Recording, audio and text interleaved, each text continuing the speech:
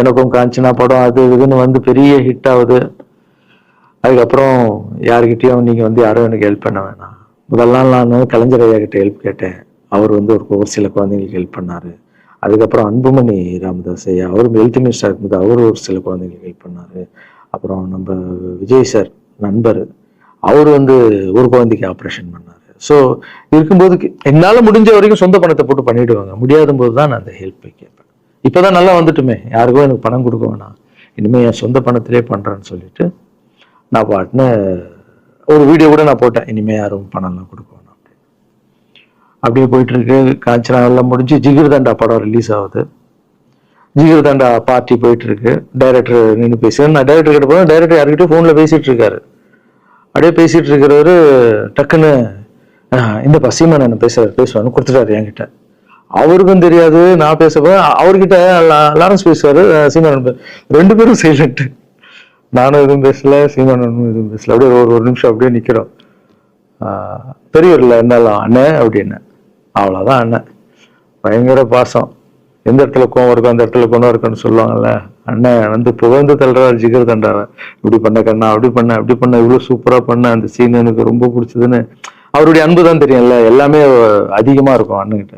அண்ணா ரொம்ப சந்தோஷமா வாழ்த்தினாரு. அப்புறம் நான் வந்து மாற்றம்னு ஒரு அமைப்பு ஆரம்பிச்சிருக்கேன்ல, இந்த விவசாயிகளுக்கு டிராக்டர் கொடுக்கறது, அப்புறம் மாற்றுத்திறனாளிக்கு ஸ்கூட்டி கொடுக்கறது எல்லாமே. அதை பார்த்துட்டு பத்திரிகையாளர் கேட்குறாங்க அவர்கிட்ட, ரகுவலாரன் சார் மாற்றம் அமைச்சிருக்காருன்னா, நல்ல விஷயம் தம்பி, நல்லா பண்ணிட்டோம், நல்லா இருக்கட்டும் அப்படின்னு வாழ்த்தினாரு. ஸோ ஒரு பெரிய பிரச்சனைக்கு கடவுளே வந்து அதை அப்படியே சால்வ் பண்ணி வச்ச மாதிரி ஆயிடுச்சு. அப்படியே போச்சு. ஆனா நீங்க நல்லா இருக்கணும், எங்க இருந்தாலும் நல்லா இருப்பீங்க. எப்பெல்லாம் ட்ரஸ்ட்டுக்கு போகும்போது பசங்க எல்லாம் கேட்பாங்க, அந்த 100 ஏக்கர் ட்ரஸ்ட் குழந்தைங்க, சரி ஓகேடா.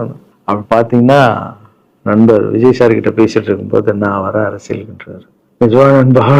எஸ் அப்படின்னு மறுபடியும் போய் ட்ரஸ்ட்ல உட்காந்து நம்ம டேய் நண்பர் வராரு. ஏன்னா சூப்பர் ஸ்டார் எனக்கு எவ்வளோ க்ளோஸோ நண்பர் கூட அவ்வளோ க்ளோஸ் தான் எனக்கு. ஏன்னா மேகமாய் வந்து போகிறேன்ற சாங்ல இருந்து நான் அவருக்கு டான்ஸ் மாஸ்டரா பண்ண ஆரம்பிச்சேன்.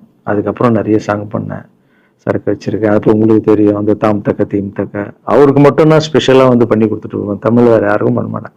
அவர் கூப்பிட்டா வருவேன், தலைவர் கூப்பிட்டா வருவேன், சாங் பண்ணிட்டு போவேன். அவரு வரணும் போது எஸ், ஏன்னா அவர் ஒரு முடிவு எடுக்க மாட்டார், எடுத்தாருன்னா அவர் நல்ல உழைப்பார், நல்ல உழைப்பாளி பண்ணுவார் அப்படின்னு நினைச்சு மறுபடியும் போய் ட்ரஸ்ட் ஆளுங்கெல்லாம் பேசுறதுக்கு முன்னாடி ஐயோ அம்மா இருக்காங்களே பிடிக்காத, ஃபர்ஸ்ட் அங்கே கரெக்ட் பண்ணுவாங்கல்ல, அங்கே போனேன். அம்மா நண்பர் அரசியலுக்கு இருப்பான், என்னம்மா அப்பதான் ஓகே, இப்ப எல்லாம் மாறி இருக்கு, போலாமா, நீ ஃபர்ஸ்ட் அவர்கிட்ட ஒரு அப்பாயின்மெண்ட் வாங்க, நான் உன்னை கூப்பிட்டு போறேன் அப்படின்னா. கூப்பிட்டு போய் இந்தப்பா என் பிள்ளைய ஒப்படைக்கிறேன் பார்த்துக்கப்பான்னு சொல்லுன்னு பார்த்தா, என்னம்மா பேச போறான்னு கேட்டேன். நீ அரசியலுக்கு வராத தம்பி, இது ஒரு சாக்கடை, நீ அரசியலுக்கு வராத, நீ ரொம்ப சைலண்டான ஆளு, உனக்கு இதெல்லாம் செட் ஆகாது, பணம் கொடுத்தாதான் ஜெயிக்க முடியும், ஜாதி இருக்கு மதம் இருக்கு, இதெல்லாம் தாண்டி வருது கஷ்டம், நான் அவர்கிட்ட சொல்றேன்ப்பா அப்படின்னு. அப்படியே புரிஞ்சுக்குமாண்ணா, டேய் மீன் குழம்பு வச்சிருக்கேன் சாப்பிட்றேன், அதே மீன் குழம்பு. ஓகே நான் நினைச்சிட்டேன் நம்ம ஜாதகத்துல இல்லை போல, சரி விட்டுடலாம், சரி இப்போ விட்டுருவோம், ஒரு 2-3 நாளைக்கு அப்புறம் மறுபடியும் பேசுவோம் அப்படின்னு மறுபடியும் பேசுறேன். அதே மறுப்பு தான். நானும் நண்பர்கிட்ட பேசுறேன், அம்மா அப்படி சொல்றாங்க நண்பா, அது அவங்களுக்கு தெரியல, அவர் நிறைய பேச மாட்டாரு, வயசானவங்க இல்லை, தெரியல, வந்த அப்புறம் புரியும், ஒரே வார்த்தை தான். அதுக்கப்புறம் போன்ல கூட்டணி கட்சியெல்லாம் வராது போது, நண்பா என்னடா யாரும் கூட்டணி கட்சி வரல நண்பா, இது அது எனக்கு ஒருத்தர் பிடிச்சிட்டாங்கன்னா மனசுல பட்டதை எல்லாமே சொல்லிட்டு இருப்பேன். அது நல்லதோ கெட்டதோ, என் பழக்கம் அப்படிதான், பிடிக்கலாம் தூரம் ஒதுங்கிடுவேன். அப்படியே போகுது. எலெக்ஷன் வருது, அனௌன்ஸ் பண்றாங்க, எலெக்ஷன் நண்பர் நிக்கிறாரு. ரிசல்ட் அன்னைக்கு டோட்டலா மாறுது எல்லாமே, அப்படியே தலைக்கீழே ஆகுது, புரட்டி போடுறாரு சரித்திரத்தை. வேறம்மா முதல்ல தெரிஞ்ச எங்க அம்மாவை தான். மா எனக்கு ரொம்ப ஆசையாயிடுச்சுன்னா எங்க அம்மா மேல, அம்மா பேரு கண்மணி, கண்மணி அப்படின்னு தான் கூப்பிட்டு போவேன். எங்கன்னு கூப்பிட்டு போனா அம்மா கண்மணி, என்னடா இவ்வளவு உஷாரா வர, என்ன விஷயம், இங்கதான் உங்ககிட்ட தான் பேசணும். நீ என்னம்மா சொன்ன, பணம் கொடுத்தாதான் ஓட்டு போடுவாங்க, ஜாதி இருக்கு மதம் இருக்கு, புது ஆளுங்களை வர விட மாட்டாங்க, ஜெயிக்க முடியாது, இதெல்லாம் சொன்னல, நண்பர் ஜெயிச்சிட்டார் பத்தியாம்மா. அந்த ஒரே ஒரு முகத்துக்காக ஓட்டு போட்டிருக்காங்க. நம்பிக்கையான ஆள் வந்தா போடுவாங்கம்மா, நல்லவங்க எல்லாம் வரலாமா, புரிஞ்சுக்கம்மா, என்ன விடுமா, இப்ப என்னம்மா சொல்ற அப்படின்னு கேட்டேன். முதல் முறையா எங்க அம்மா முகத்துல ஒரு சிரிப்பை பார்த்தேன். ஆமா கண்ணா, அந்த பிள்ளை எல்லாத்தையும் மாத்திடுச்சு, இவ்வளவு பெரிய வெற்றி அடைவாருன்னு நான் எதிர்பார்க்கலப்பா.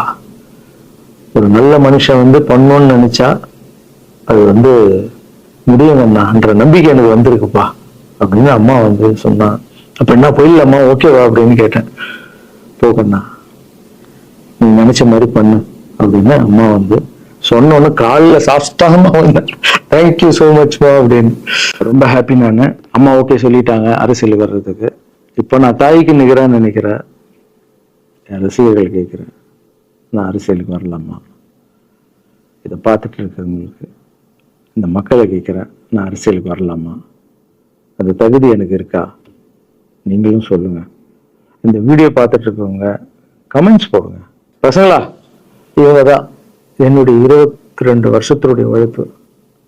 அரசியலுக்கே வராம மக்களுக்கு நான் செஞ்ச சேவை உங்க கண்ணு முன்னாடி நிப்பாட்டியிருக்கேன். இப்போ உங்க வயசு என்ன? 22 வயசாகுது. ஒரு வயசுல என் கையில வந்தார் இவர். அந்த போட்டோவை நீங்களே பாருங்க. இப்போ 22 வயசு. ஒரு குழந்தைய வளர்க்கறதுக்கு நீங்க எவ்வளவு கஷ்டப்படுவீங்க உங்களுக்கு தெரியும் இல்லை? அந்த கஷ்டம் என்னன்னா, ஸ்கூலுக்கு அனுப்புறது வந்து ஃபீஸ் கட்டுறதுலேருந்து, உடம்பு சரியில்லாமல் போனான்னு அவன் ஆசைகளை நிறைவேற்றுறதுலேருந்து, ஒரு குழந்தைக்கு அப்படின்னா 60 குழந்தைகளை வளர்த்துருக்கேன். எவ்வளோ பிரச்சனை வந்திருக்கேன், எவ்வளோ நோய்கள் வந்திருக்கும், எவ்வளோ நைட் தூங்காமல் வந்திருக்கேன், அதில் எவ்வளோ டிஸ்டர்ப் ஆகுது, என் வீட்டில் வளர்த்துருக்கேன். இதெல்லாம் எதுக்கு பண்ணேன்னா, எந்த ஒரு எதிர்பார்ப்பும் இல்லாமல் கடமை செய் பலனை எதிர்பார்க்காதன்ற அந்த வார்த்தை எனக்கு ரொம்ப பிடிக்கும். அதுக்காக செஞ்சுருக்கேன், என் மக்களுக்காக செஞ்சுருக்கேன். ஏன்னா மக்கள் தான் என் படத்தை வந்து பார்க்குறாங்க. மக்களால் தான் நான் கார் வாங்குறேன், வீடு வாங்குறேன், சந்தோஷமா இருக்கேன். அவங்களுக்கு இந்த சொசைட்டிக்கு நான் ஏதாவது பண்ணணும். அரசியலுக்கு வர்றதுக்கு முன்னாடியே பண்ண விஷயங்கள் பார்த்தீங்கல்ல. 22 வருஷம் வச்சிருக்கேன். ஒரு கதை ஒன்று சொன்னால, 2 வேலைக்காரங்க இருந்தாங்கன்னு. சின்சியரா யாருக்கும் ஜாலர் அடிக்காம எதுவும் பண்ணாம என் தொழிலுக்கு தர்மமா, என் மக்களுக்கு தர்மமா என்ன பண்ணணுமோ 22 வருஷம் உழைச்சி உங்க கண்ணு முன்னாடி நிப்பாட்டிட்டேன். அந்த ஓனர் ஒரு பலன் கொடுத்தார்ல, அந்த ஓனர் யார் தெரியுமா? கடவுள். அந்த கடவுளுக்கு தெரியும் எனக்கு என்ன பலன் கொடுக்கணும். இதுக்கு தான் அந்த கதை லிங்க் ஆகும்னு சொன்னேன். ஸோ நீங்கள் சொல்லுங்கள், நான் அரசியலுக்கு வரணுமா வேண்டாம்? வேண்டாம்னா என்னன்னு சொல்லுங்க. வாப்பா, வாடாகண்ணா, வா நண்பா, வாங்கண்ணா அப்படின்னு சொல்லுங்க. என் முடிவை நான் உங்களுக்கு சொல்கிறேன். உங்கள் முடிவுக்காக காத்திருக்கேன்.